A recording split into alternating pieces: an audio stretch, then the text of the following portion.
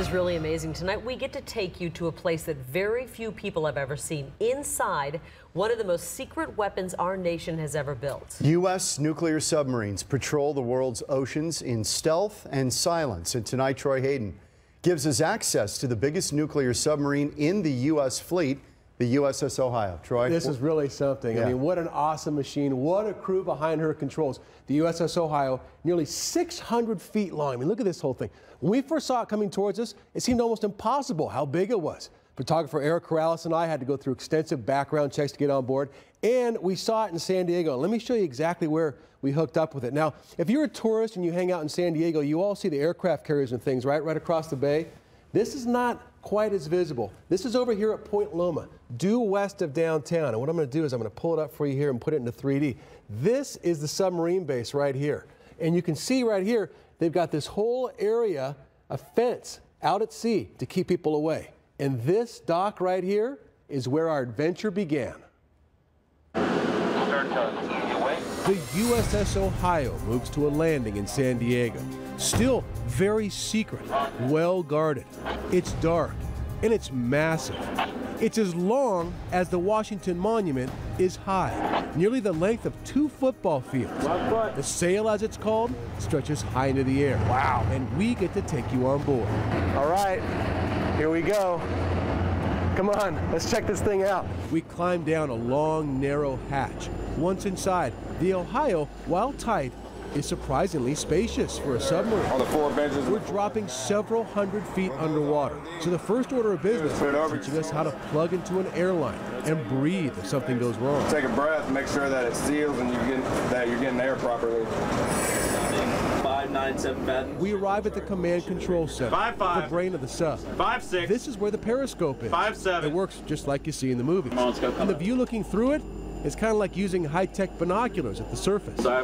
2 young sailors steer the boat and make it dive. Dive!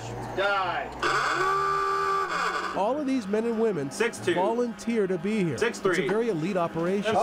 Most, if not all, the sailors on board are very exceptional, kind of the cream of the crop, if you will. And they have to be, because they're in charge of awesome power. These orange tubes were designed to hold 24 ballistic nuclear missiles that would make this sub all by itself one of the top 5 nuclear powers in the world. Think about that. But the Ohio here has been retrofitted to hold non-nuclear guided missiles and other special cargo. This used to be a ballistic missile tube, would hold a nuclear missile.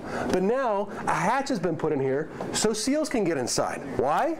The SEALs will come inside of this tube. They'll have all their dive gear on them. This tube will then flood with water, and the SEALs literally will swim out the hatch there, out of the submarine to conduct their operations.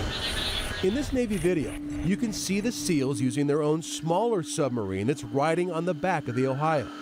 That allows them to land virtually anywhere, totally unseen by any enemy. And they're usually going to go do something, bad things to bad people, right? That's the whole goal. And the SEALs always want to be ready for action. Their workout equipment is crammed into every spare corner of the Ohio. Barbells, cardio machines. You need that kind of distraction, because life on board a submarine like this can be Spartan.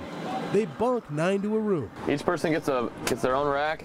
They get their bunk pan to put whatever they can fit in there. The captain's cabin's a little bit bigger, but still pretty close quarters. How do they get along? We love and hate each other like brother and sister, and there's days that we're all smiling and laughing, there are days that we're yelling at each other, but at the end of every day, we're professionals. The Ohio can stay underwater for 3 straight months.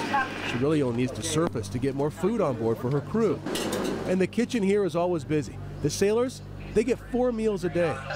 The Ohio makes its own power with a nuclear power plant, makes its own water, and that's not all. The Ohio actually makes its own air using one of these. This is an oxygen generator. They name them. This one's named Claudia. And what they do is they pull seawater out from the ocean, put electricity through it, and that separates the oxygen away from the hydrogen out of the water, and that's what they breathe. In addition to her missiles and SEALs, the Ohio has torpedoes on board. They even let us fire an empty torpedo tube. In 3, 2, 1.